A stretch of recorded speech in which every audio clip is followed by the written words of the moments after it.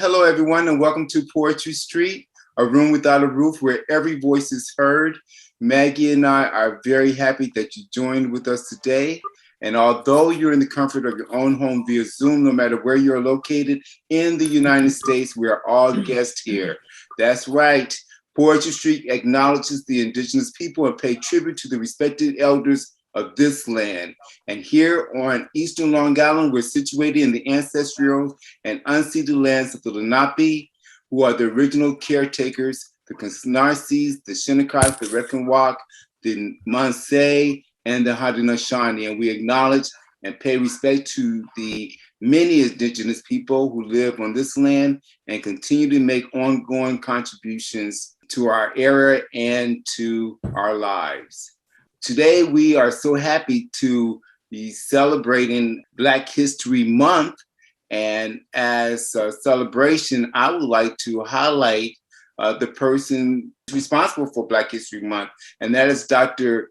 Carter G. Woodson. He was the second African-American who earned a doctorate from Harvard University and thought that Black people were not being taught enough about their own heritage and the achievements of their ancestors. So Woodson first turned to his fraternity, which was the Omega Psi Phi fraternity, and started the Negro History and Literature Week in 1924. And 2 years later, in 1926, in February, because February was the birth month of Abraham Lincoln and Frederick Douglass, they decided to have Negro History Week. 50 years after that, Negro History Week became Black History Month, and that's what we celebrate today. Now, without further ado, I would like to introduce you to my co-host, who will give you a brief history of Poetry Street and tell you about our features. Maggie Bloomfield. Welcome, everybody. We are so happy to have you here this afternoon. We have three wonderful features today. But I think almost everybody here knows the history of Poetry Street, but let me quickly reiterate it. It was begun, I believe it's 9 years ago, by Susan Dingle and Bubby Brown, who's with us today. It was started as part of the Jumpstart project that East End Arts was sponsoring at the time. We were at the Blue Duck Bakery for 6 years. COVID shoved us off the rails for a little while, but we came back on Zoom thanks to Chip. And here we are today, and we welcome you all. Before we actually have our features, I believe that there are a couple of people who are going to read some poems. We're going to start with the incomparable Bubby Brown. Thank you, Maggie. This is a dual effort. I like to do a poem that it's I call it my historical Black History program poem. It's written and dedicated to that endangered species, the African American male, who has given his life in wars for this land in disproportionate numbers, who is incarcerated in the prisons of this land in disproportionate numbers, and is imprisoned in his mind by illegal controlled substances in this land in disproportionate numbers. It's entitled, It's Time. It's time. The time for revenge and blame is long past. Let's look to the future anew. God has led us safely thus far. Now it's time to do our just due. It's time for my young brothers to stand tall with pride and grace and be a living hero to some small child of this proud race.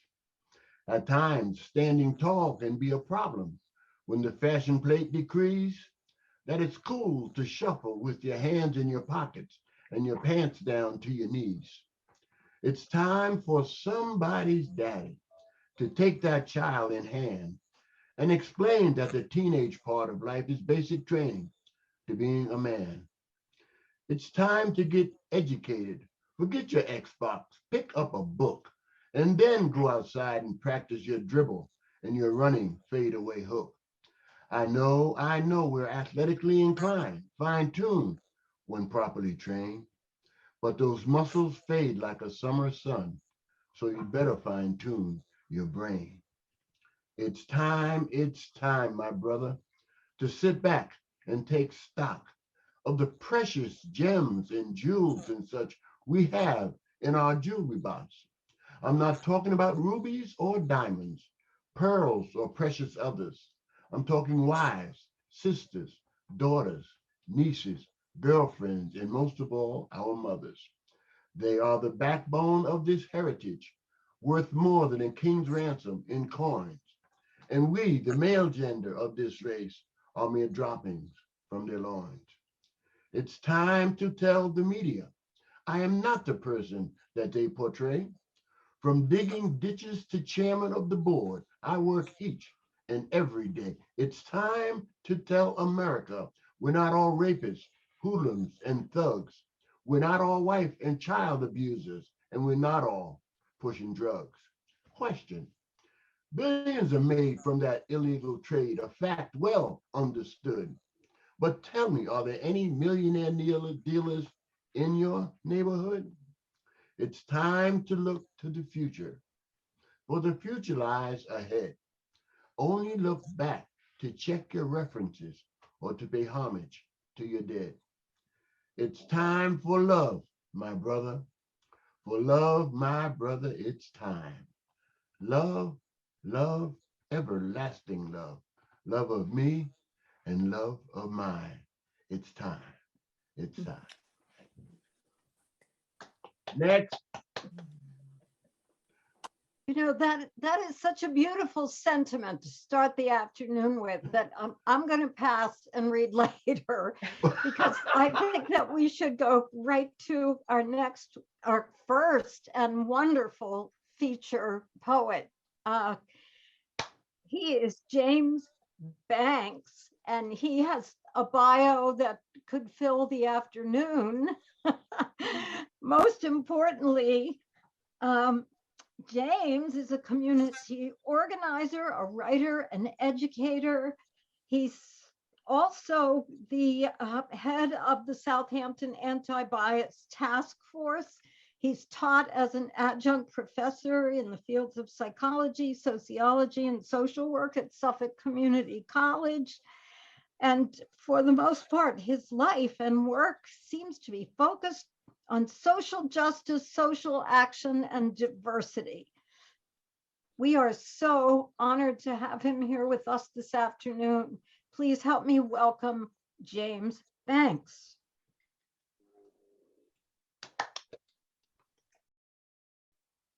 Thank you, thank you, thank you. I'm so happy to be here. It moves my soul when I'm around people who can attend to poetry and prose. It just moves me. So I'm so happy to be here.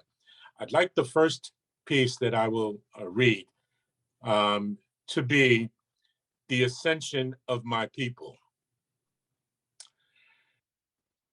The inevitable evolution and ascension of my people proves perseverance and strength of character can overcome some evil. From Adam and Eve at the foot of the Euphrates River to the birth of famed prophets and spiritual doctrine givers, the forefathers of my people added color to life's painting, and they've outlasted discrimination and other social tainting. Stolen in the night to cross violet, deadly seas, later hung like strange fruit from oak and maple trees. Fleeing by moonlight to cities names unknown, exposed to values and customs so unlike our own. Identities others determined, our pride grossly undermined. Our families were separated. We were pitted against our own kind. Steered to reservations, renamed, and now called ghettos. Absentee landlords, non-working heaters, we froze. Ancestral coveted anger passed generations to today, emerging in expressions and evidenced in children's play. Scorched in the ovens of our minds, we see the crosses that were burned, feeling scars, schools less equipped, yet and still we learned. No doubt the strained relations and struggles are on the mend. It's all about togetherness, a task we must transcend. Many opposed affirmative action as an unfair, illegal turn. Each milestone my people have reached, though, we have surely earned. With you, in spite of you, 'twill no longer be lonely at the top. We'll ascend and journey beside you. Our separation will stop. And if you think racism has ended, examine the drama that was faced by President Obama. The inevitable evolution and ascension of my people proves perseverance and strength of character can overcome evil. Thank you.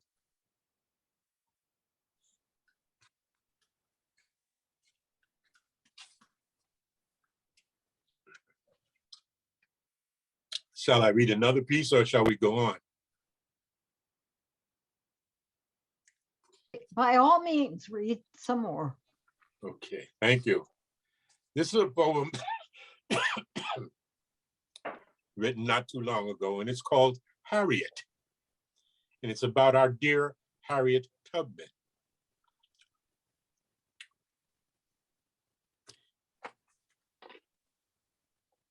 If in Rome, she'd have ridden a chariot, the Moses-like woman named Harriet. Back and forth, she led enslaved to freedom. Her likeness is now found in museums. Like sports icons kneeling, her liberation responded to feelings. Led by example, emerging victorious, her reputation glistening and glorious. No overseer changed her direction. She forfeited love and affection. Enslaved Blacks were a treasured gift. Their freedom caused financial shifts. She challenged hypocrisy and lies, as in the twinkling of night fireflies. She challenged hypocrisy and lies, as in the twinkling of night fireflies, blinking lights of liberty, then taking it back. Jim Crow held servants to stay on track.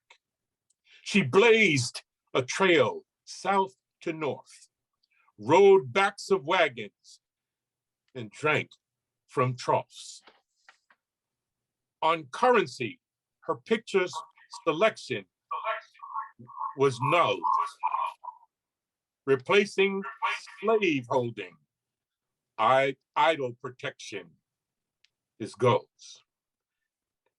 Today, she's a known hero. Today, she's a known shiro. Films in her honor like Nero.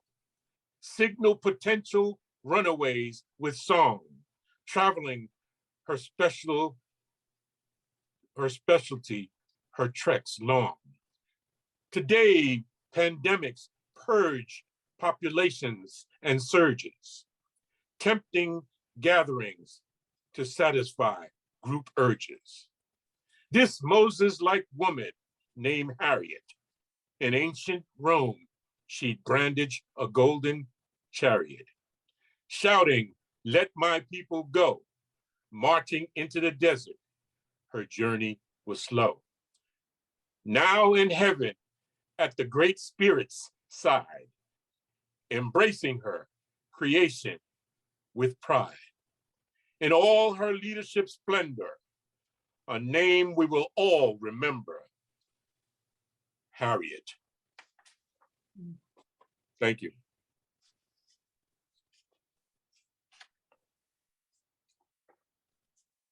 You are more than welcome to do another one, James. Okay. Okay, go for it. Do two more. Okay. Great. Here's one that is kind of current. No, not yet. I'll wait for that one. Excuse me.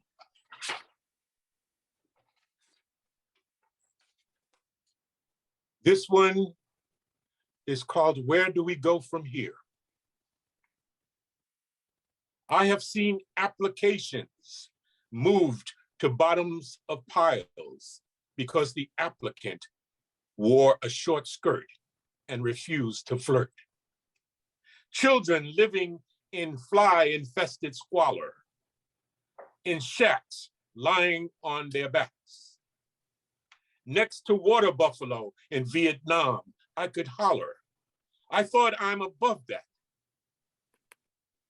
But I wonder. There are grown women with bags, dressed like hags, breasts and faces sagged, pushing shopping carts, who inadvertently fart. It's enough to break your heart. Down the street they walk, to themselves they talk. Grown men with homes erected of refrigerator boxes of cardboard. Women so rich with diamonds and gold you can't walk toward. 16-year-old dropouts from local high schools or low schools. No books for tools, pretending ignorance is cool, smoking tobacco like fools, reproducing children who drool, become slouched over on corners. With heroin, their drug of choice, they're goners.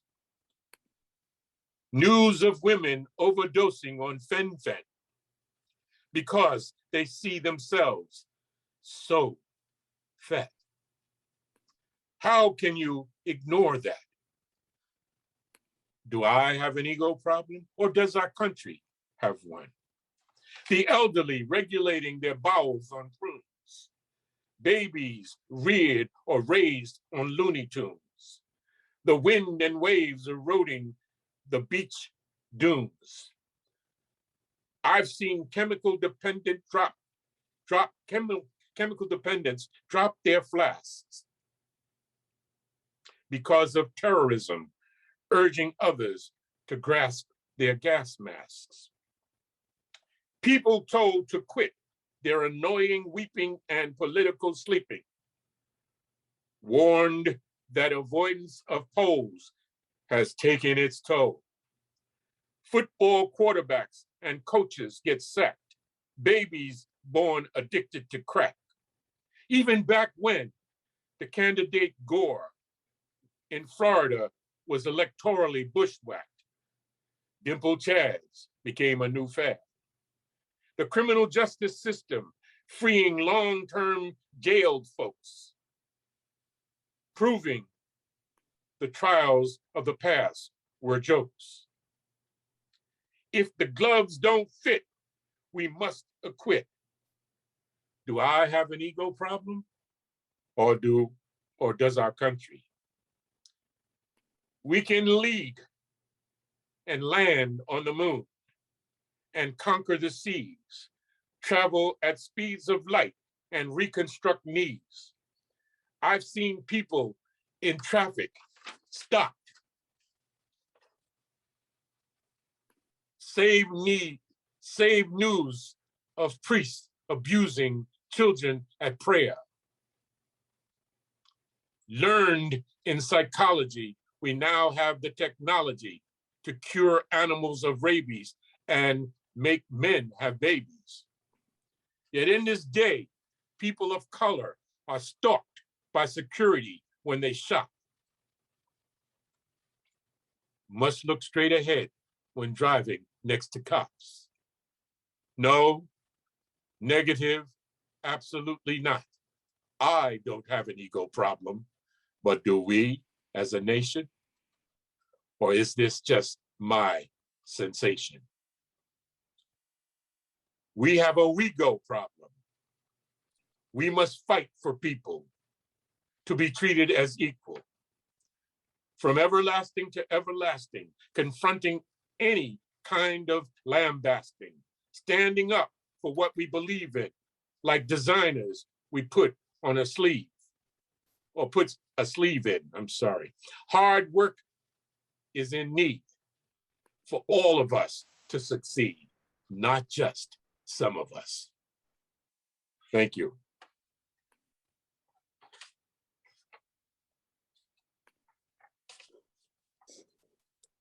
Am I still in?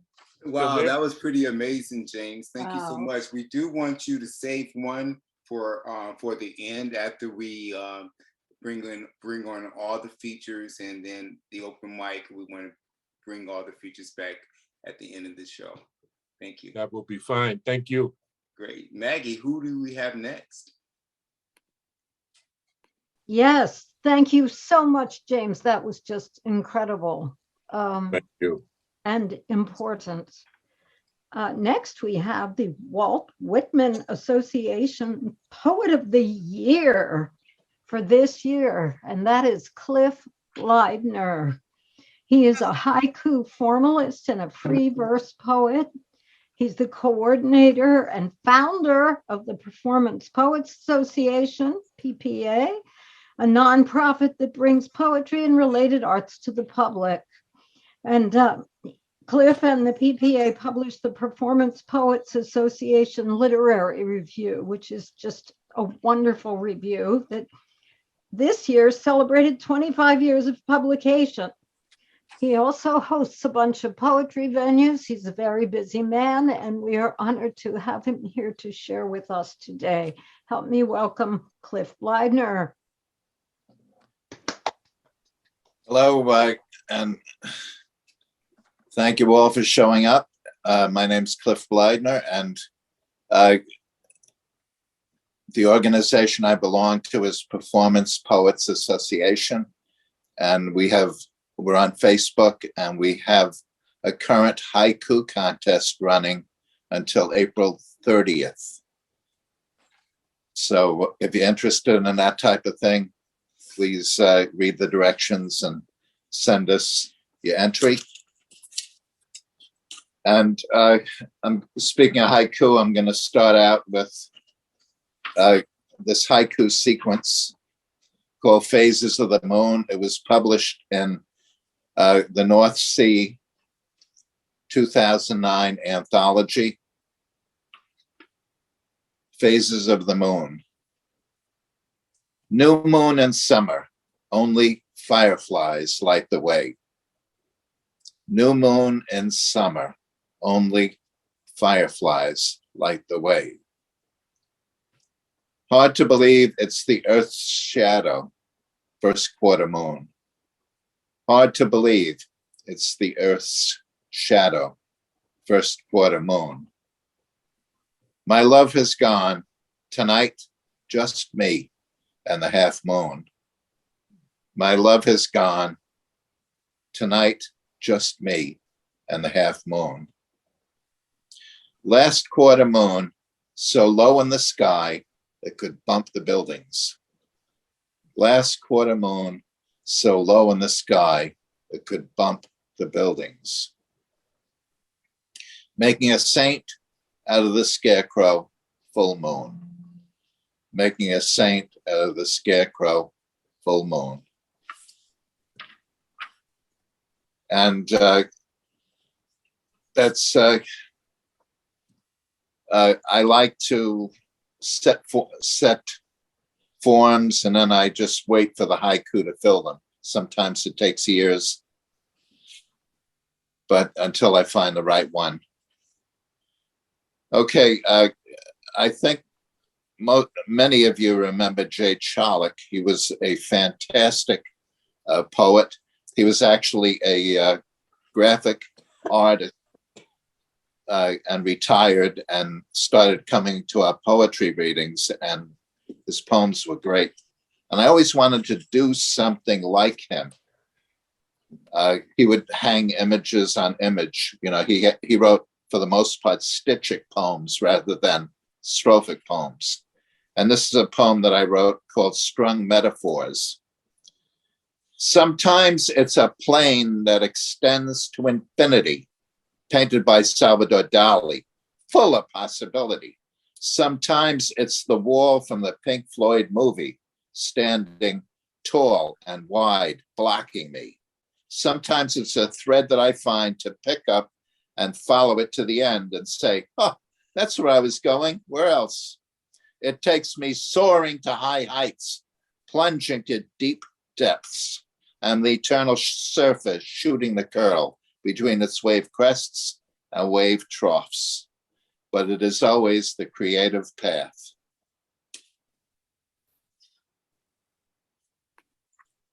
Okay. And a few more haiku. We're getting away with murder on these cool summer nights. We're getting away with murder on these cool summer nights. I can't complain about my job. Dogwood is stuck forever. I can't complain about my job. Dogwood is stuck forever. And these are haiku and sanryu, which are humorous haiku about human nature, whereas haiku is about nature.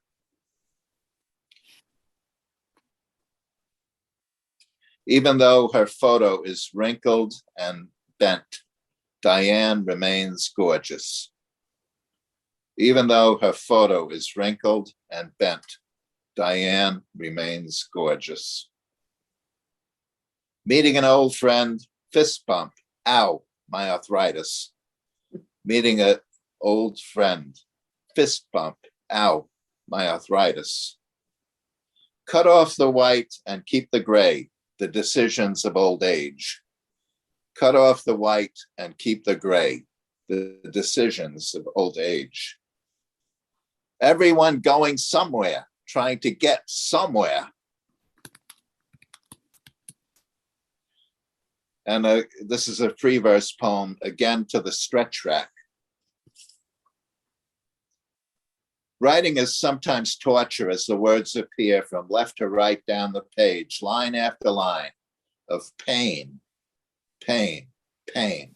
It's like being racked by some invisible inquisition for some unknowable crime. It was cheap psychoanalysis at first, until I needed psychoanalysis and got it. It was for self-preservation. It was for self-expression until I learned to express myself with the help of others. It was for self-discovery until I learned that too. It was the crying of tears of black ink into handkerchief paper until they all ran dry. It is now to produce a work of fine art, bring it to perfection by wheel, chain, and shackle of the editing process. My blood, black ink, my body, 8.5 by 11 white paper. I recant, I recant, I recant. And a few more haiku and sanryu. The engineer loves his Subaru, his poetry, I guess. The engineer loves his Subaru, his poetry, I guess. My sister, niece, or my great niece, I just can't tell from the picture. My sister, niece, or great niece, I just can't tell from the picture. The prettiest and hottest girl in the room, once upon a time. the prettiest and hottest girl in the room, once upon a time. The silvery waves under the full moon, suddenly a silky. The silvery waves under a full moon, suddenly a silky. A plastic with more tensile strength than steel, but it dissolves in water. A plastic with more tensile strength than steel, but it dissolves in water.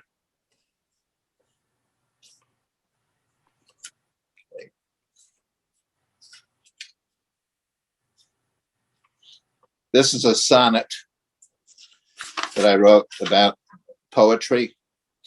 Sonnet Ars Poetica. I never face the blank page. That would scare the hell out of me. I am no prophet, seer, or sage. My poems begin deep inside of me. I write them when they surface, when they are almost fully formed. Sometimes I can barely keep pace. With endorphins, I am fuzzy warmed. I just take what comes gratefully. I read, study, and observe to prepare. The rest is all creativity. It comes together because I care. It's been my companion all my life through love, happiness, tragedy, and strife. And some more haiku and Sanryu. Dennis the Menace, Archie Andrews, Blondie, behold the immortals. Dennis the Menace, Archie Andrews, the immortals. That bakery smell almost makes me sprout wings. That bakery smell almost makes me sprout wings. That bumblebee tapping my window, what does it want? That bumblebee tapping my window, what does it want?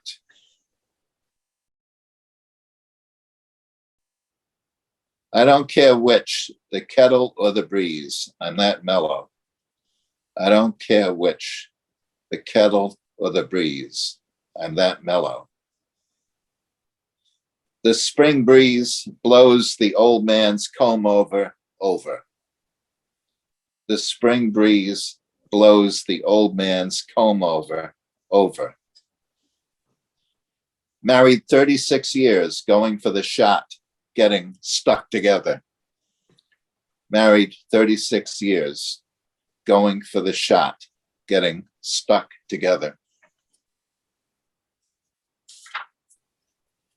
This is an old poem, very old poem.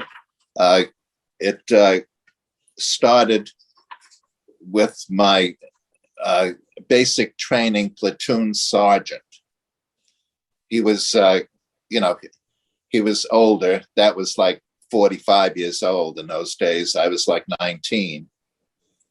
And he always looked great. He was always impeccably dressed from head to toe. Nobody had ever made that uniform look better. This is called, and his outstanding characteristic was pride. So that's kind of what I focused on. So this poem's called The Pride of Sergeant Cologne. Smokey the Bear hat, a dented cone, the pride of Sergeant Cologne. A mass of brass that brightly shone, the pride of Sergeant Cologne. Atheism in his heart like stone, the pride of Sergeant Cologne. A lean, mean machine on steel honed, the pride of Sergeant Cologne. Stiff starched uniform with pleats well shown, the pride of Sergeant Cologne. Spit shine boots like mirror glass blown, the pride of Sergeant Cologne. Earth long gone, history's drone, the pride of Sergeant Cologne. And it was from top to bottom, a portrait. I've done that a couple of times. One more, Cliff, and then save one for the end of the program. Okay, yeah. top to bottom, and then sometimes I go bottom to top, depending on where I'm going with the poem. Okay, one more. Okay, this is another older poem.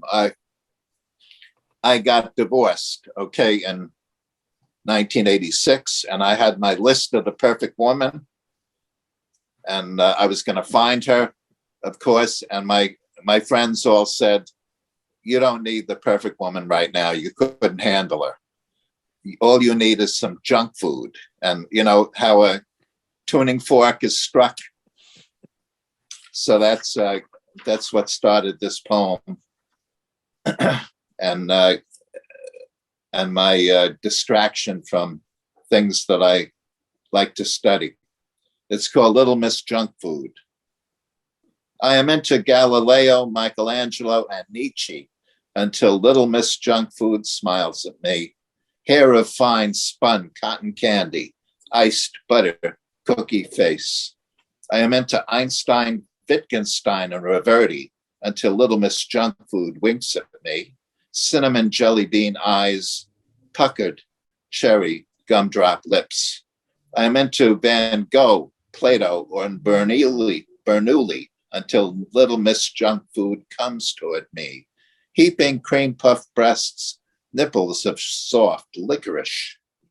I am into Merton, Newton, and Da Vinci until Little Miss Junk Food hugs me. A slinky, twinky waist, long, luscious French fry legs. I am into science, art, and philosophy until Little Miss Junk Food kisses me. A peck of pectin pecking. Thank you for listening. That was great, Cliff. Now we know why he's Long Island Walt Whitman Poet of the Year. Absolutely. Amazing. That was wonderful. Thank you. Let's all unmute and give our first two features an enormous hand. Thank you. Yay. Great job. And now, Zoom opened up. I mean, it isolated us and opened us up to all incredible possibilities. And one of those possibilities was a workshop that I had the privilege of taking with our next presenter, who is, are you ready? From Hollywood. And she, well, almost close to Hollywood. And she is just an amazing, amazing poet and human being and advocate for the art form that we love. She's a 3-time Pushcart nominee and winner of the 2017 Downey Symphony Orchestra Poetry Matters Prize. She's widely anthologized and published two full-length collections with Moontide Press, In the Lake of Your Bones in 2012 and Drop and Dazzle in 2018. Her chapbook Forbidden Plums, Poems in Quarantine, which was written when, won publication last year and was released in March by Glasslyre Press. She just edited and released her debut anthology, which is titled Slow Lightning. It's impractical poetry. It's just a great anthology, and it features the work of her E=MC² bodied poetry students and fellow online slow lightning morning meditators. Please help me welcome Peggy Dobreer. Maggie, thank you. Can you hear me? Yes. Yes. So first of all, I just need to apologize to the first readers. I'm sorry that I got here so late. One of the tricks of Zoom is learning what time zone you're in. And so I forgot when Maggie said 4 o'clock that meant 1 o'clock in LA. So please forgive my tardiness. I'm so grateful to Maggie. First of all, she brings such great energy to the workshops, and she is included in Slow Lightning. So I'm grateful to be here and to see all of you. And the first thing I saw when I got on is the name Siegel. And your friend Barbara Siegel looks exactly like my dear friend Lisa Siegel. And I was having trouble. Are you guys related, Barbara? I can't tell you. You guys look like you could be siblings. But anyway, without further ado, I want to read for you. And, it's kind of hard times right now. And I thought it was hard times because of the pandemic. And then, the last week happened. I'm going to start with a poem by someone else. This is by Evan Boland, Quarantine. In the worst hour of the worst season of the worst year of a whole people, a man set out from the workhouse with his wife. He was walking. They were both walking north. She was sick with famine, fever, and could not keep up.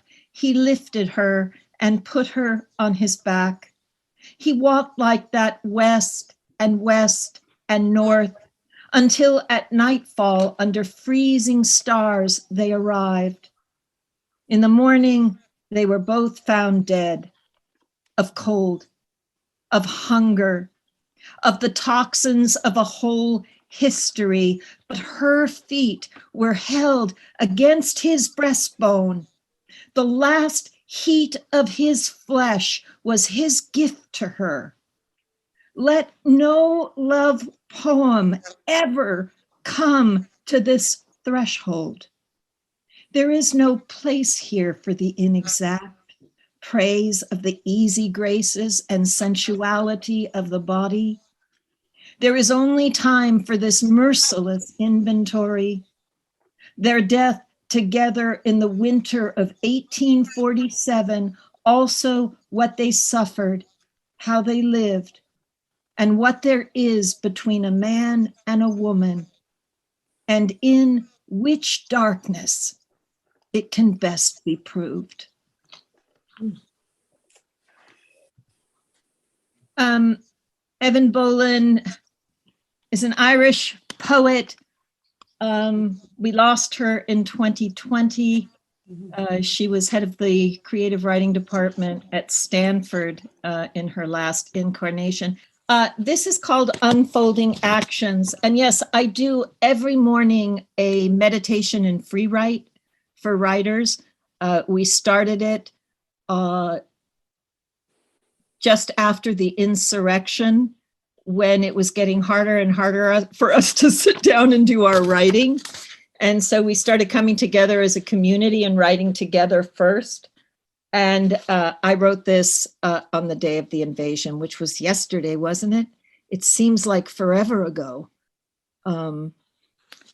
Unfolding Actions. Lone car at a lackluster intersection. The order and schedule of the Civic Center slowed and numbed like a diabetic heel. The space between buildings gray and angled, stretched by the dread in this anticipation. One must deny to continue,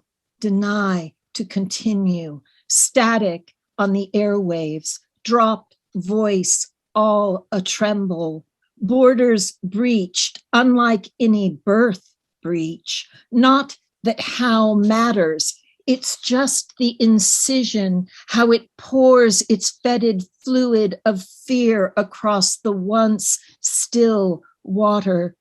How some blood flows in circular pools, infected art of a bully's sour broth. Steam rising, dirt in the lungs of a people. And one child, alone in the crosswalk, in front of the dazed vehicle. 4 eyes plead in both directions, and the sirens begin to wail, and like a giant, and the sirens begin to wail like a giant ant in a nuclear haze. The girls silk bandana across her ears have no power to soften that first blast. That sweet face etched in a synapse of pure terror, a heartbeat escaped that one can never get back.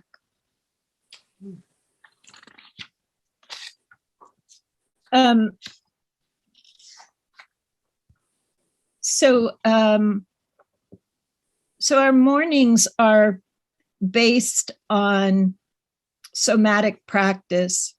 So we're not just totally in the silence, but first we're walking ourselves through the imagination and sort of interrupting synapses in the brain. Most of you know that the Roman alphabet is in pairs. It's in twos, male and female. The Sanskrit alphabet is in threes, male, female, and neuter. And so shifting from twos to threes sort of wakes up the brain. And so we do this with our physical attention.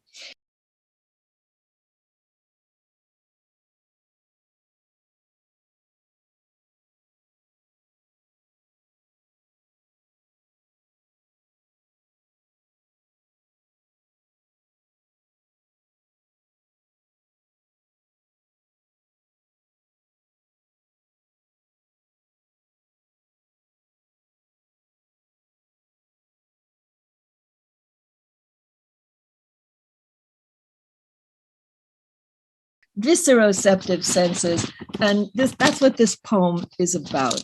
So forgive me if I'm preaching a little bit. Leda the Swan, and it starts with an epigraph from Octavio Paz. Like two mirrors in love with their likeness. Among the wisdoms of the body, magnetism is my favorite.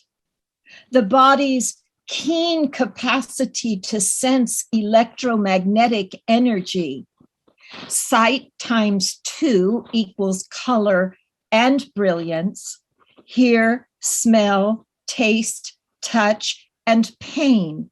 How we understand it, both perceived and physical, pleasure and temperature, balance, speed, stretch, time, plus hunger, gag, reflex, thirst. Is this conjecture, kind reader, or simple scientific protocol?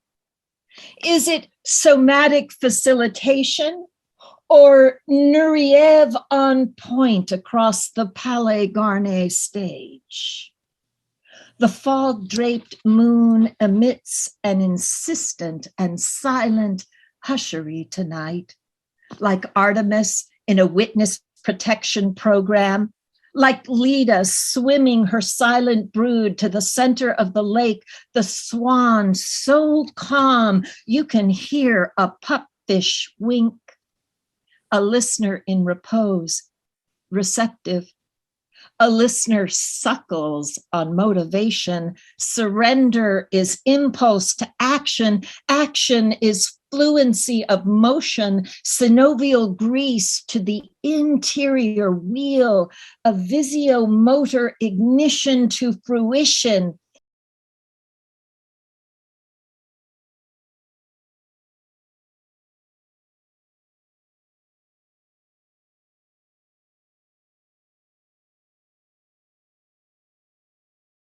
Taste, touch, pressure, tension. Found in these unsung sensors, my very best friends since our first introduction, and to think that once I knew a boy who picked invisible friends that blindfolded him and used red plastic handcuffs to chain him to the dugout fence at the dog park.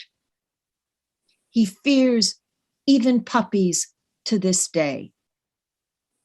And ends also with a quote from Adrienne Rich: truth is an increasing complexity.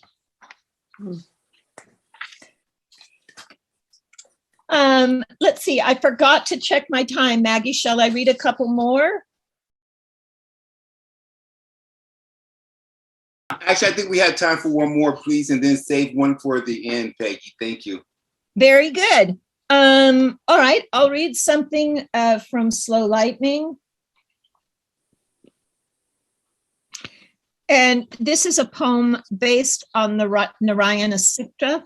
I am a Sanskrit student, and you know, Sanskrit is a chanted language, and it's prayers that are written in metaphor. So when you're translating them, you're translating a translation.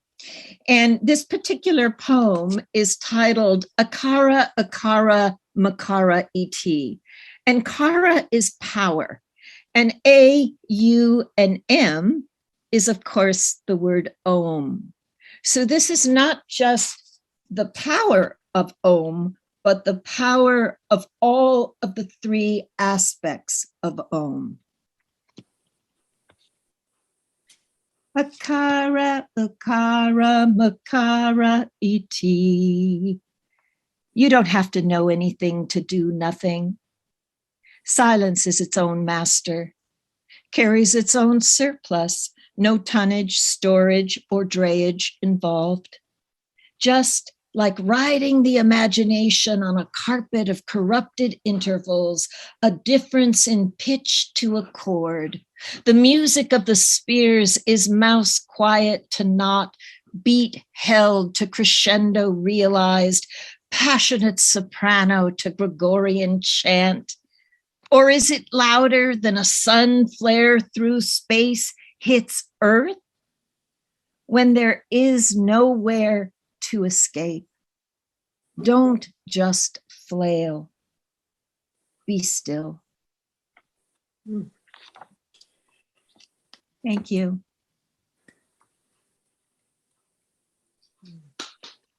Peggy, that was just beautiful. Thank you, Maggie. And I love the West Coast energy that you are bringing to our table today.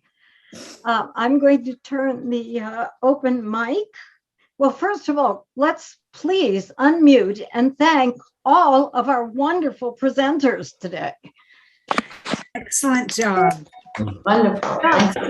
Great words, great Thank words. you. Thank you. Thank you. Before I turn it over to Wonderful. you, I have an amazing announcement. The announcement is that the Riverhead Library has invited Poetry Street to use their beautiful auditorium for a hybrid in-person Zoom venue on the last Saturday of every month from 3 to 5, starting next month. And I want to thank, and I know Chip wants to thank Jenny Bloom for making this possible for us. We are just thrilled to have the option again of in-person poetry and to continue our mission of diversity. Poetry Street is the room without a roof where every voice is heard. And we are going to be able to continue that mission on a couple of different fronts. The format will remain the same, 2 or 3 featured poets and an open mic. And we begin this new adventure the last Saturday of March, the 26th. We're going to be featuring Rainer Pasca, Barbara Siegel, possible sister of Lisa, and one more poet as yet unnamed. I invite you all to the in-person launch if you can get there. And if not, to please join us on Zoom. Maybe we might even be able to hug each other. Wouldn't that be splendid? Now that would be awesome. And I'm just really looking forward to seeing you all in person at the library. Please make sure that we have your email information and tell everyone to check us out on poetrystreetontheroad.com, and all the information will be on that.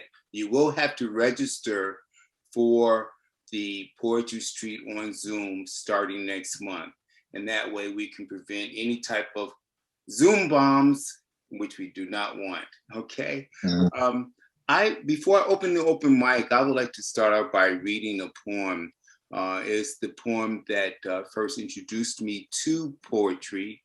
James Baldwin was reading Langston Hughes's poem, Mother to Son. So I would like to read that poem now. Well, son, I tell you, life for me ain't been no crystal stair. It had tacks in it and splinters and boards torn up and places with no carpet on the floor, bare. But all the time I've been climbing on and reaching landings and turning corners and sometimes going in the dark where there ain't been no light. So boy, don't you turn back. Don't you sit down on those steps, 'cause you find it kind of hard. Don't you fall now, for I still going, honey. I still climbing, and life for me ain't been no crystal stair. I realize that those words are true today. Life for me ain't been no crystal stair. And the boards and the splinters and all the funky things in life, most of them are not caused by me, but still exist. And I know that I still must go on. So I would like to read a poem that I wrote. It's entitled Under the Soul, and it's spelled S-O-L-E. I get tired of looking up only to see the dirt on the soul that's constantly pressing me down. So yes, sometimes I get depressed and sometimes I cry. I know I probably shouldn't complain because I imagine there's always someone somewhere worse off than I.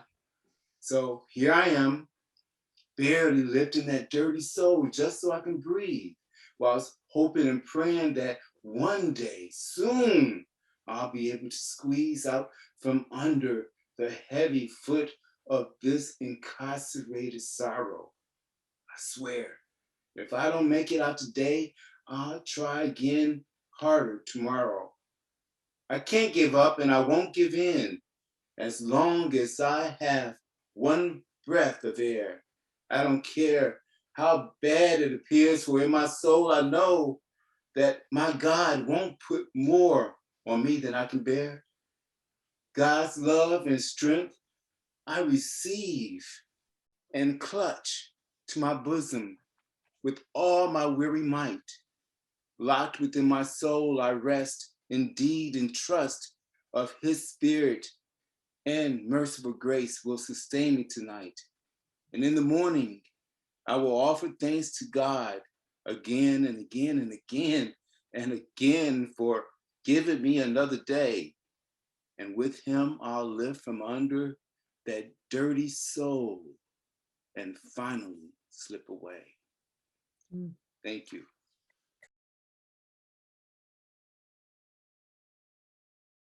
Today, we find ourselves in so much conflict, and most of it is because people don't know how to love.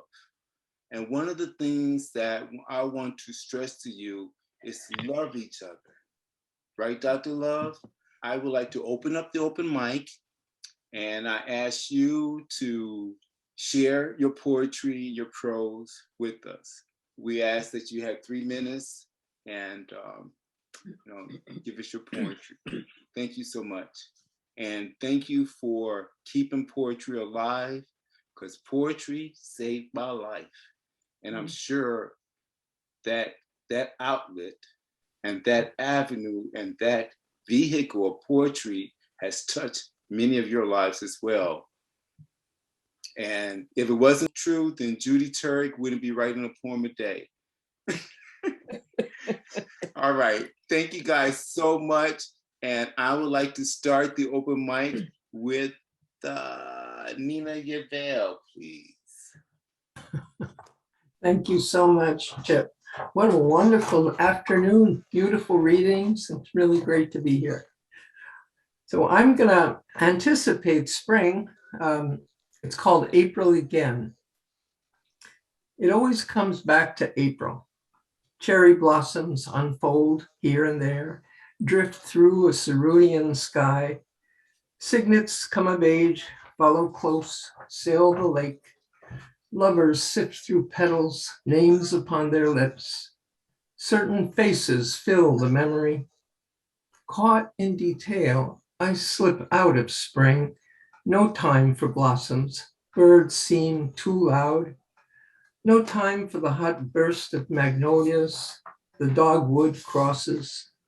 Love took another path, uncoiled through withering daffodils, inside the decay of iris and lilac, to that infinite space where you and I pose separately, flower in April's long memory.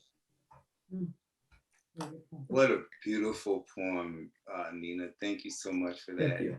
Nina is on our film, poetrystreetontheroad.com. Poetry Street on the Road, the film. Next reader is our wonderful host, the author of Sleepless Nights, Maggie Bloomfield.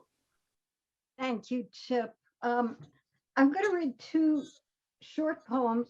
The first one is in honor of Black History Month.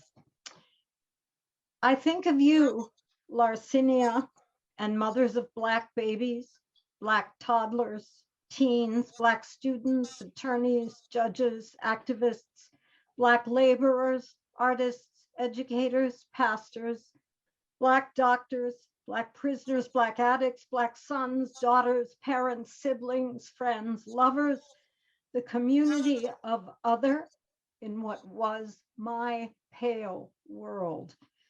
I think of you, Larcinia, and all Black mothers who, waking each morning, never question having internalized the Black and white truth that a white knee could squeeze Black breath from your Black baby, that a white finger could trigger a bloody pudding of Black brain on any given Thursday, that your beautiful Black baby's final sob would be for his mama, and his last thought, why? And this is a complete change of pace. this is called Split. It's a cat poem. And you need to know that a split color shimmer cat develops out of two fused embryos. Don't ask me how that happens. Anyway, a furry miracle of nature, you charm and baffle with each feature. Your left side is pure calico. The right is gold as autumn's glow. Two separate embryos that fused left mom and all of us bemused. You surely must be non-binary. A cat's sex life is pretty scary, a fest of promiscuity. Now add pansex fluidity. One moonlit evening full of that, and you'll be one exhausted cat. Thank you. Oh, wonderful. Thanks, Maggie. So much for that. Herb has two poems that he wants to read. Yes, thank you. Okay, first one. Now I'll try to get this under 3 minutes. Okay, let me get serious. Actually, these are serious poems. Okay. War, low it lies beneath virginity. High it rises beyond reason, dropping down disorder, despair, disease, and death. Life, it says, is nothing. To live is only to die. Death is its answer to problems in life. I am hearing an echo. Maybe somebody can mute. Oh, I'll proceed. A 40 and a blunt. Of course, the day is gray and freezing out. It's February. In Jamaica, Queens, Juan fumbles with his breakfast. Refried beans, He hears doors slam, kids cry, and mothers shout. It's Tuesday. His worn tenement, a rout of dishes, roaches, trash, and rats, and seen through city windows, cracked sidewalks and streets, cold workers waiting, vainly wanting seats on overflowing buses. It's too mean to him. No school, no job, just turned 18, yet he well knows what street cred brings. Cruel brunt of all that keeps creating wasted lives for people who have tried while nothing jives. His breakfast done, Juan bundles up to hunt for cans to buy a 40 and a blunt. Thank you. Thanks, sir. Appreciate that. Next, I'm going to ask Barbara Branca to please read for us. Hello, everyone. And this has been a wonderful reading so far. And I'm doing a departure from what I usually do. I'm going to read someone else's poem. Many of you might have known Barbara Ryer Myers, who passed away a couple of years ago. And I just came across one of her poems that I asked her to print out for me. So it's very special to me.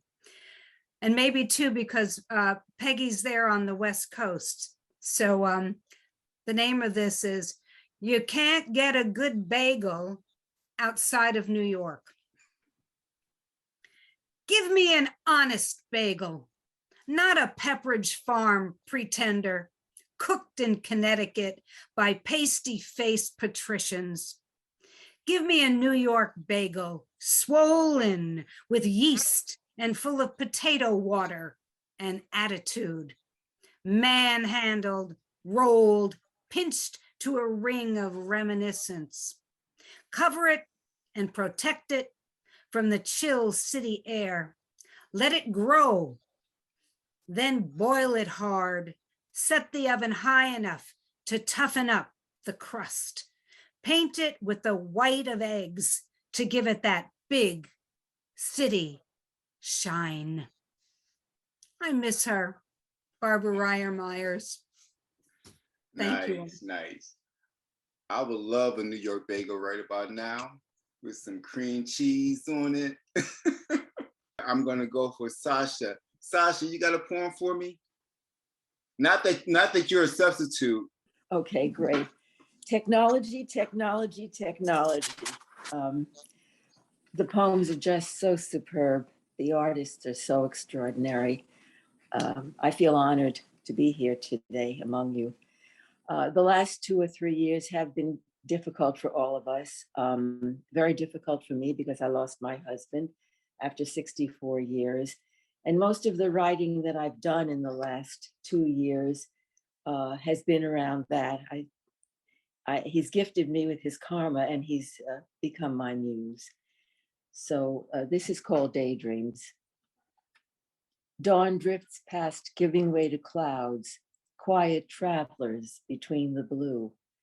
Her mind wanders with beginnings in the middle and the middle at the end of something unfinished, a poem where she hides her aching heart. She settles on mornings, reliving their desert walks, marveling at ancient saguaro, candelabrum arms, supplicants in prayer. And just as suddenly, she is lying on a narrow mountain ridge under a mercury moon in the far end of evening, where night, weaver of stars and memories, overflows the sky.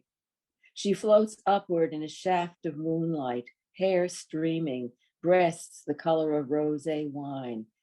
She melts into the nocturnal blue, her tears, a universe of stars. In the briefest moment of certainty, she knows that she will exist tomorrow. Thank you. Wow, that was beautiful, and our condolences. Thank you. Thank you. You're welcome. And thank you all for sharing. Dee Dee Spungen, will you please read for us? Thank you. I came late to this party. I was in Oceanside at another meeting and I got here as soon as I could, and I'm so glad I got here. So 2 short poems for Ukraine, for the world. 2 parts. 1, gentle prayers give way to words, imploring those in ego-driven power. Give way to anguish and fear again, and memories of terror past, and realizations that leaving peace to humans has always been a fantasy. 2, world peace seeks sanctuary, no place to hide, no place for it at all. And the other poem is called Give Peace a Chance. And part of the world laughed, and part of the world cried, and someone shot John Lennon, and someone shot and shot and shot, and guns were rampant, and hate ruled, and God wept. And we stood knee deep in blood and listened for the voice of reason, and waited for sanity, and prayed for rain, enough rain to wash away the blood, to flood the streets with new beginnings. And we waited, and we wait. Thank you. Wow. Thank you so much, Dee Dee. J.R. Turk is the absolute hardest working woman, person, human, unicorn, purple poet in poetry history. And she's very special. Judy, I love you. I love you too. What can I say? Here you go. Okay. What you got for us? So I have, so post St. Valentine's, it's actually a Sanryu. It was published on Haikuniverse, and I encourage you all, sign up. They sent some wild stuff. Apocalyptic. Dynamite red lips, too dangerous to kiss. And then something completely different. Junkyard. Only equine in line on crushing day, a chrome Mustang chips turquoise in prism rains of summer dust 2019. Conceived in Dearborn on Union labor lines as a pony car of bolts, rivets, slatted grille, double wishbone suspension. White stripes race across your hood to usher in April 1966. Bought with a driver's license, paid for with busboy tips, waxed every Saturday morning, canter, trot, gallop, run. 4 on the floor, blasting past rivers, past highways, past high school, summer beach nights with the top down. Left behind for college upstate, left behind the garage, passed over for a baby seat van, lost to time, over time. Past prime, rescued from a farm field, restored to near youth and midlife crisis around 86. Fresh paint sparkles in autumn sun. Passing in a no passing zone, vintage growl of horsepower sliced by a guardrail, not yielding in a blizzard night in 1996. Passed on to fall in landfill, a hunk of junkyard rust. Crusher calls you, racing stripes stripped, metal flaked, chrome pitted, tires blistered, leaf springs sprung. Upholstery scars ooze tuft, trunk lid popped, windshield gone, rear view cracked to spider webs. Graveyard offers recycled promises of chrome and turquoise, reborn to a new generation as a racing stallion. Thank you. Thank you, Judy. Love you. Love you all. Thank you for keeping Poetry Street for us. We love it. Gosh, that's a must. Yes. Kat Davis, can you please read for us? That was fast. Okay. Oh. I didn't sign up, did I? So I thought I'd be at the end, but here we go. I have some stuff. Okay. I'm going to do lie. Okay. Lie like a woman. Lie like your fingertips bleed sagebrush or seaweed. Lie like your flesh is firm, tenderly quivering, not lax, flabby, shaking, not nervous like the strong, firm knees of your first lover. Lie like a rug of Persian descent, a weave of burnished desert women, men's songs to Allah, who shines like a sun god, the one who can't live without his better half, the silver-veiled naked moon. Lie open beside her, drawn like the tides to be slapped on her shore, then lapped as a puppy tonguing for love. Lie about wonders. The eclipse never happened, but still you said it, along with blue moon, as if that ever happened. I believed all, every hip word that slipped off your liquor-splashed tongue as you played that moon trick on 1,000 late-nighters from New York to Punksville, Arizona. Lie at the rainbow, stand on the stage where everyone sees you, sway, then get centered. Belt out backup for honky-tonk woman, just like you had been there and knew every one of her lies up close and personal. Then lie in the arms, the thin tattooed arms of your favorite dead killer, who moans, then wakes up to the fucked up dawn's early light.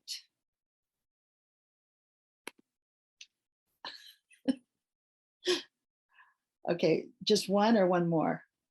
Oh, go ahead, do one more.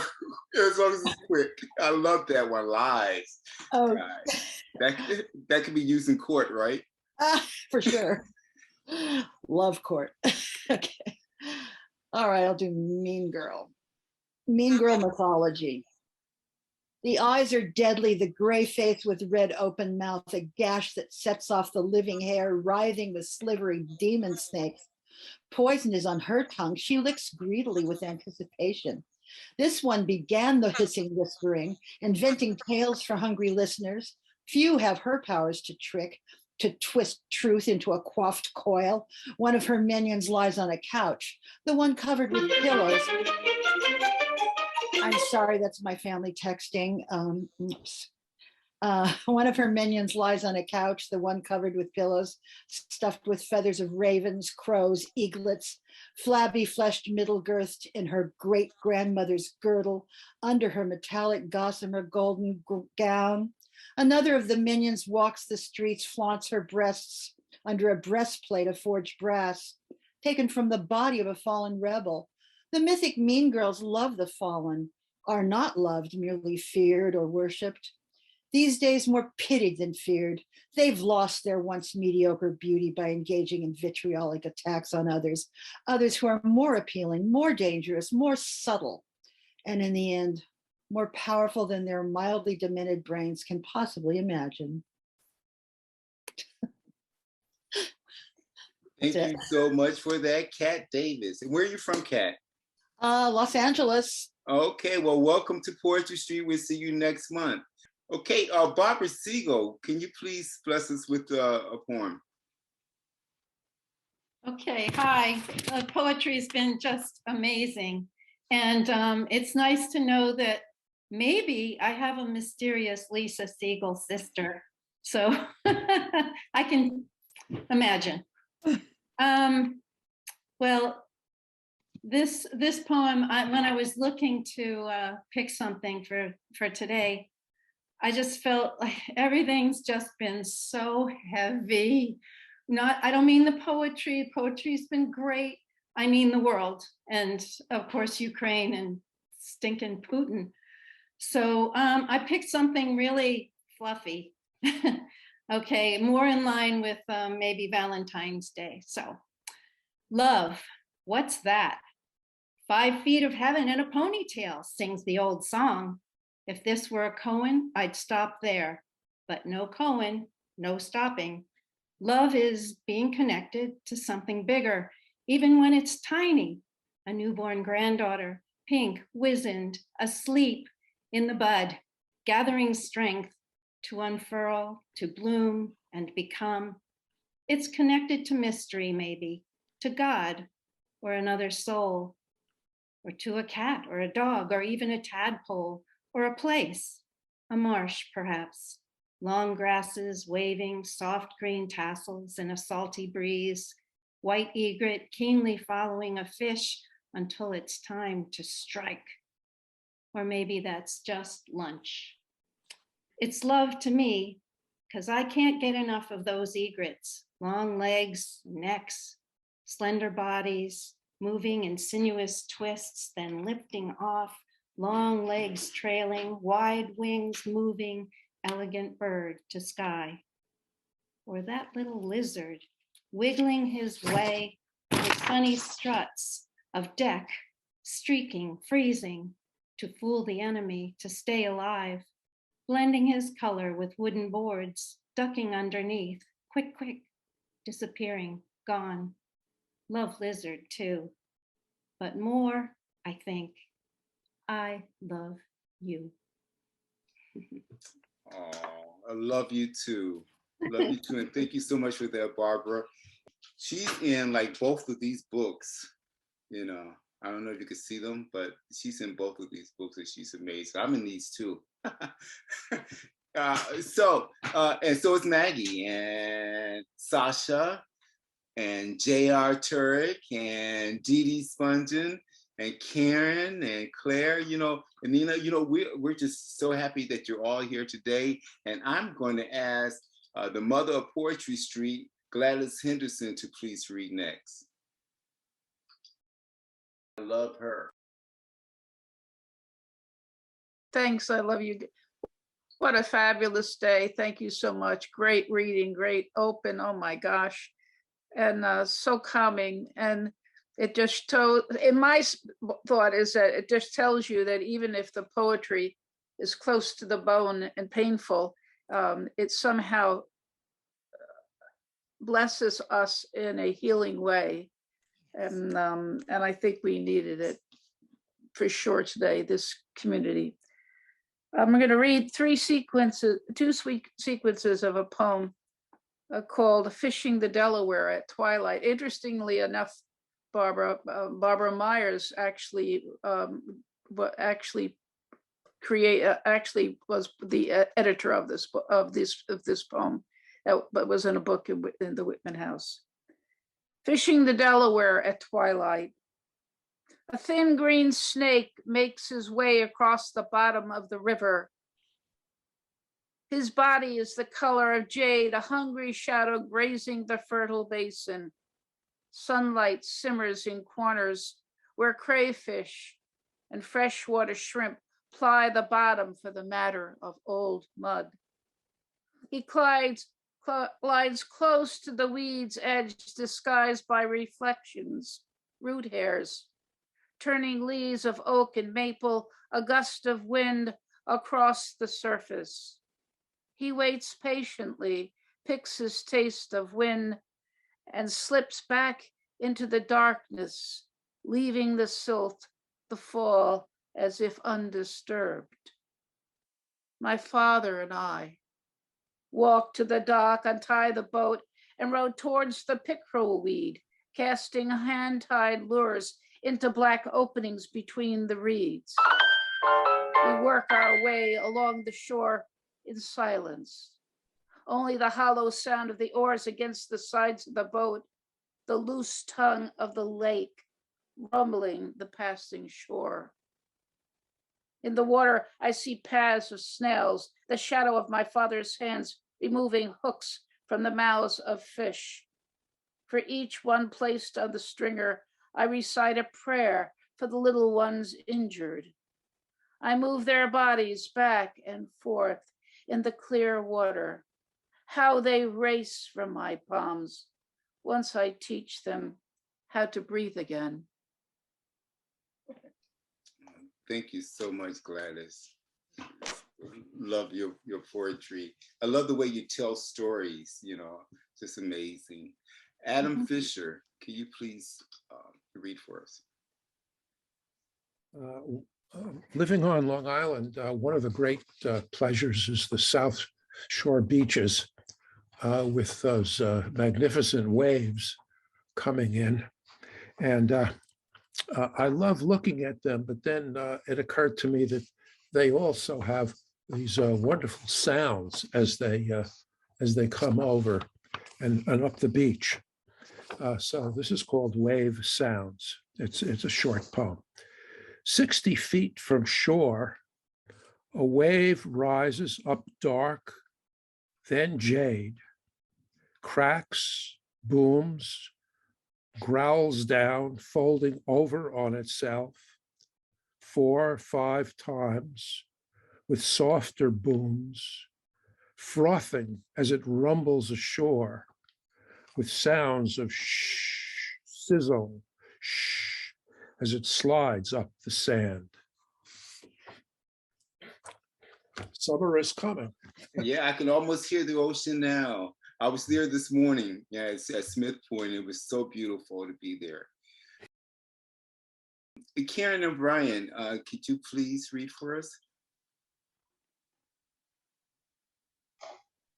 Yes, I'm so sad I can't be at the in-person one. I'm not in New York anymore, but I'm so happy for everyone that you have that space. That's wonderful. Yes, but you're going to join us on Zoom, right?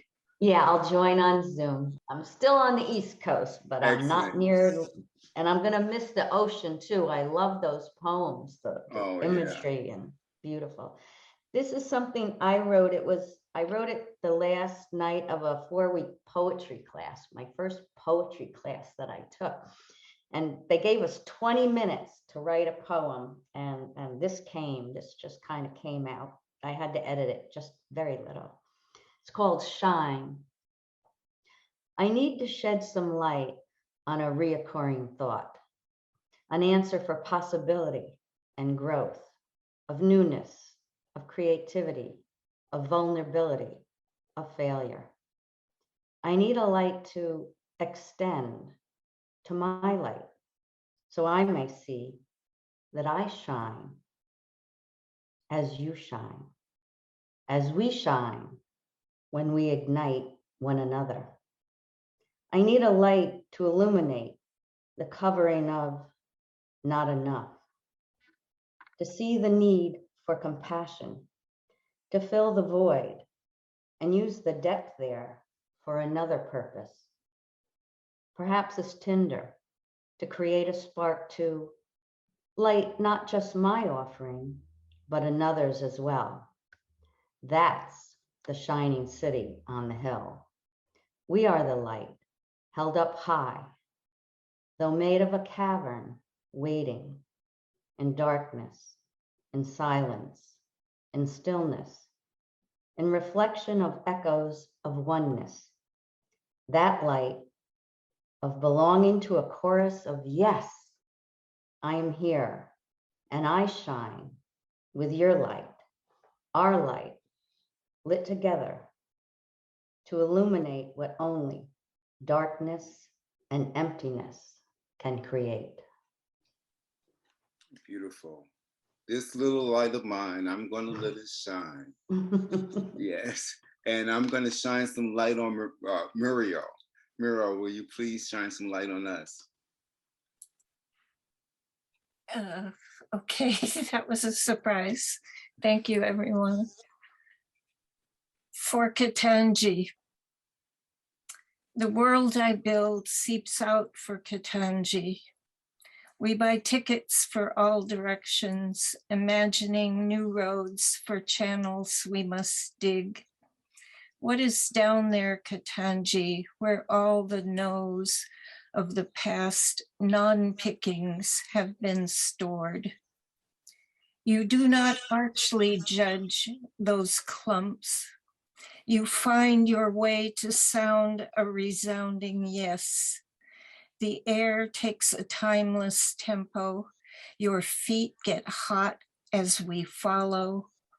This is not pomp, for the present circumstance requires a sense of urgency, forgetting or leaving aside those moments when we waited last in line to be chosen to drink from the holy goblet. You know this feeling well, Ketanji, yet the goblet now offered, You quench the thirst of thousands, turning the pyramid upside down. Whom did we bury but ourselves? Nice, nice. Thank you so much, Miran. With that, I'm going to turn this back over to Maggie, and she's going to bring back our features. Thank you all for joining us at Poetry Street. Oh, thank you all so much. God, this flew by. Have we actually, we've actually gotten everybody. That was so wonderful. Thank you all so much for being here. We are going to bring back our features for one more poem. And let us start with our wonderful Dr. Love, James Banks. And before James come on, I just want to say James is also part of the Multicultural Diversity Circle, which I'm a part of, and we do great work there. And James, can you just tell us a little bit about the Multicultural Solidarity? Yeah, our organization, Multicultural Solidarity of Long Island, conducts in living room diversity circles. And those well, since COVID, we've been doing it virtually, but we soon as COVID clears up, we're going to be back in each other's living rooms. And what we do is we actually address topics that are relevant and have to do with discrimination and racism. And it has different parts to the experience. Everyone can speak independently, all right, and only can speak about, and can speak about their own experience with the topic, as opposed to speaking openly politically. Of course, some politics always creeps in here and there, but the agenda is to speak about your own experience having to do with the topic that is suggested by the facilitator. Chip and I are both facilitators, and I'm the vice president. I'm president, co-president, and chairperson of the Multicultural Solidarity. It's a wonderful organization. We invite you all to join us. And I wanted to say one other thing. I have been made administrator at the Downtown Riverhead Culinary Center. And one of my agendas was to have Poetry Street present in the Baker's Workshop. But it seems like the library has beat me to it, all right? Yes, because if we do it when there's in the Baker's Workshop, the bakery is also there. And the pastries, etc., are made by the students. It's a wonderful experience, and it will give us a chance to expose the poetry folks and the community of Main Street to the Culinary Center. And I can get my New York bagel. Okay, thank you. And yes, you can. Tell us your poem. Okay. Wake up. I'm still here.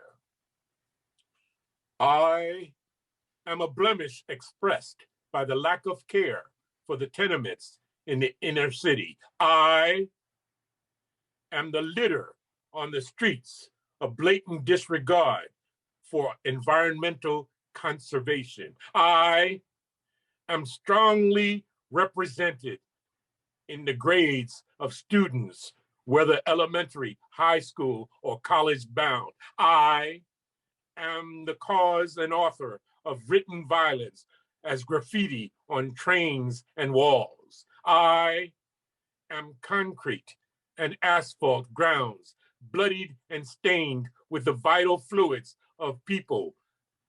The stench is lethal. I'm found in the failure of sheetrock walls to contain the sound of harsh discourse. I am a facial contortion and deposits of unwanted wrinkles on the expressions of people of color.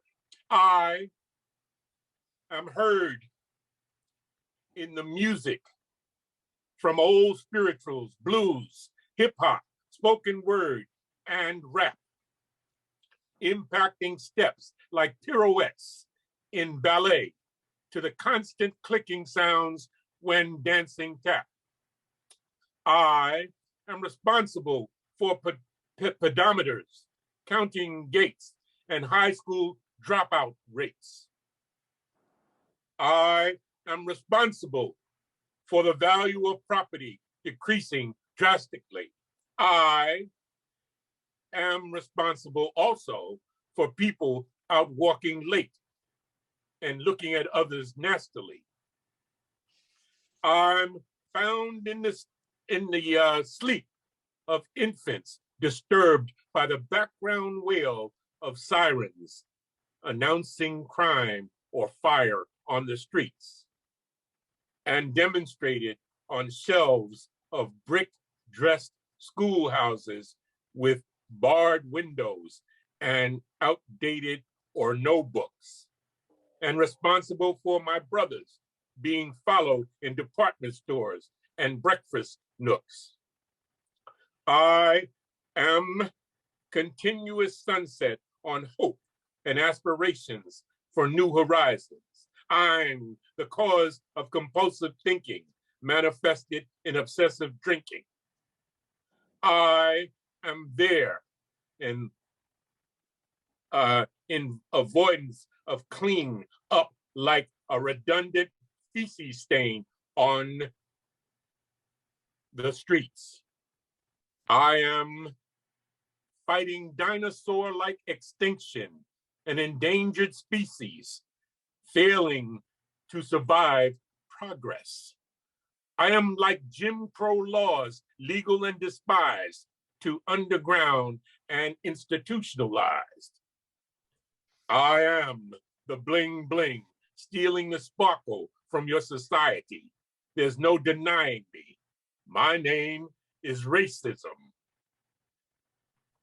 On another level,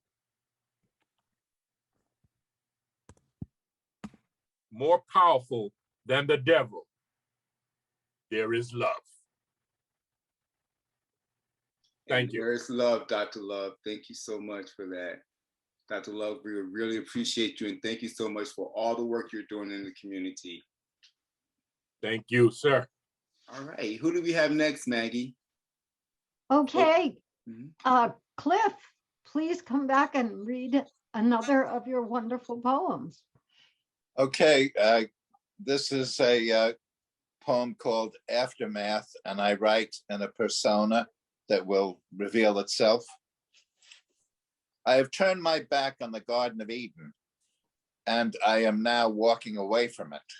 You might think me very self-destructive or just plain crazy, but I am only obeying that which is willed on the highest height, and there's not a damn thing that I can do about it. My long journey is complete. I have taken Dante through the deepest bowels of hell, helped him to realize sin, I proved myself more intelligent and powerful than any of hell's monsters.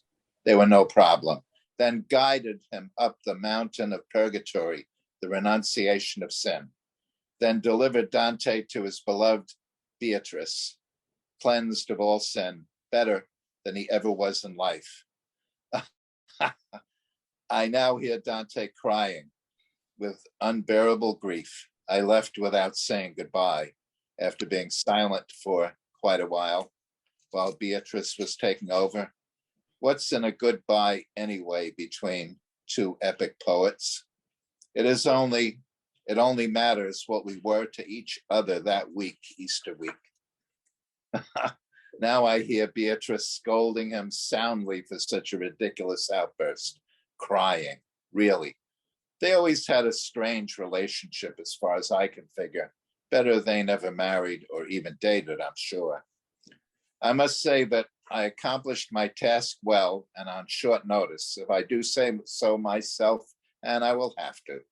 Beatrice descended from her place in heaven, right near the Virgin Mary, to limbo, where I dwell now forever, and asked me to seek out Dante and save him from himself, so that his resentments wouldn't kill him and he would go to hell.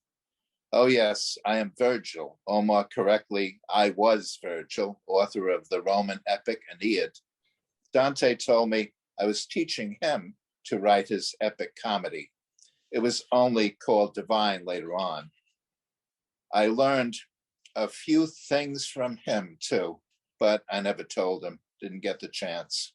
The wondrous visions I saw, especially in the Garden of Eden, the spectacular arrival of the heavenly pageant, bringing Beatrice to Dante, candelabras streaking the sky, elders in front and back of the chariot, bathed in light, the chariot of the church triumphant, drawn by the griffin, part eagle and part lion, representing the sky and earth and the twofold nature of Jesus Christ. Great symbolism, not wasted on this poet. You can read all about it in Purgatory 29. With this step, I leave Eden into the flames that burn away lust. Just like on the way in, I need those flames to rid me of the lust that I was feeling for those lovely ladies of Eden. Lust is the top of the 7 ledges of the mountain of purgatory, the last of the 7 deadly sins. From what I have learned in purgatory, for a misspent life of 80 years, if you surrender to God on your deathbed with your last breath, you must spend 30 times longer approaching purgatory just before you even climb it, and 100 years on each of the 7 ledges, 700 years to purge, so 3,100 years total. But you will go to heaven eventually, and once in heaven, you'll be in heaven forever. And then 3 millennia would seem minuscule, and an 80-year life forgotten. How's that for discovering one of God's secrets, huh? Whoa, I am seized by a force pulling me down the mountain much faster than light, like a baby in danger being picked up by a rushing parent at super speed. Back into the earth I go like the brushing aside of a curtain. A human body would have never survived being returned in this way. I make a superhero landing in limbo. You'll have to take my word for it. Ovid is the first to greet me. Fellow poet in life, old friend here in death. How long do we know each other? 2,000 years. He answers, 2,000 years. Then Homer, Horace, Lucan, Plato, Aristotle, then Friedrich Nietzsche, Jackson Pollock, Edgar Allan Poe, Jack Kerouac, then Democritus. He has had a shit-eating grin on his face for 200 years, ever since chemist John Dalton proved his atomic theory correct. Good to see you again, Demi. Glad you're still happy. I sit down with all of my colleagues in the light of human reason, a bright light indeed, but dim compared to the brighter spiritual lights I have seen, and those far above me that I will never see. Socrates hands me a baby. I rock it back and forth, back and forth, back and forth. We are here, the virtuous pagans and unbaptized children.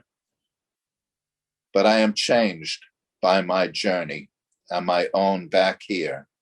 When I had brought Dante as far as I could, guided by my own human reasoning powers as far as I could, taught him everything I could. Then I put my hand on his shoulder in Purgatory 28 and said, I crown and mitre thee, Lord of thyself. And Dante, for the first time, took the lead and I followed. And I felt that feeling that we can never feel in hell. Hope. Thank you for listening. Excellent. Thank you so much, Cliff.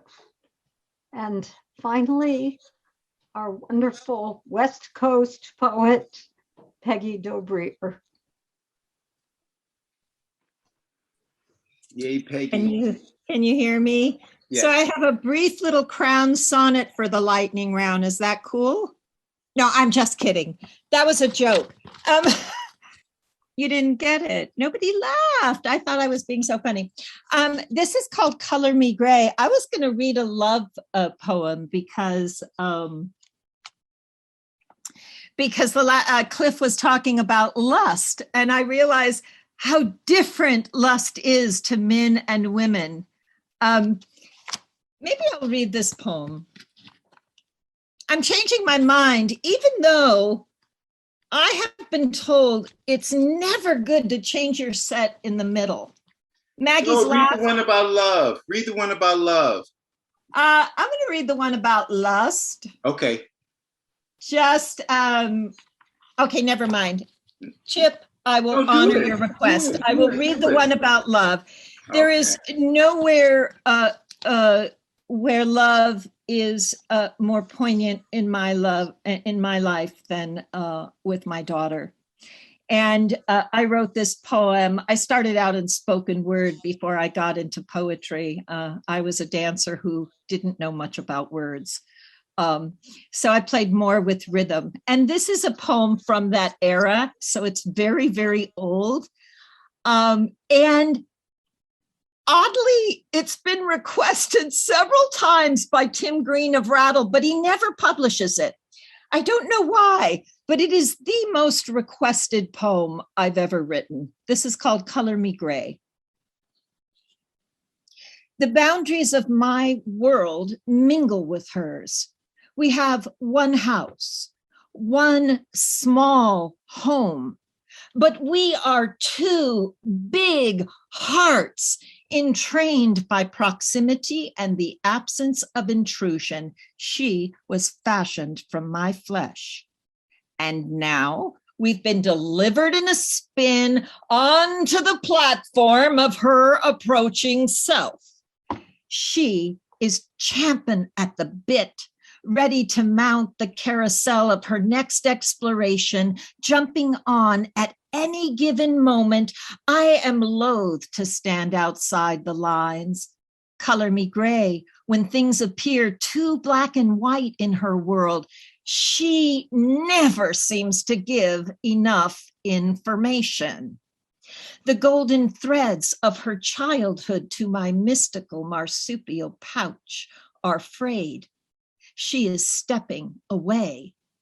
Her culture holds the needs of mine in contempt.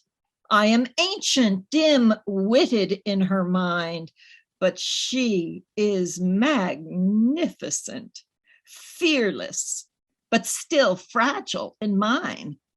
I would swaddle her for comfort and protection, but my arms no longer reach around her widening expectations. I am crackling, slow walking back looker. She is fired up, peeling into tomorrow, but still only present to just what is at hand, even changing direction at the very moment of inception. Nothing is consistent, but love is constant. I am obsolete. She is invention. I am polarized. She is all systems go, throwing down, leaping forward, full throttle, wide open. I am hands folding in my lap. Much against my nature, I am letting go.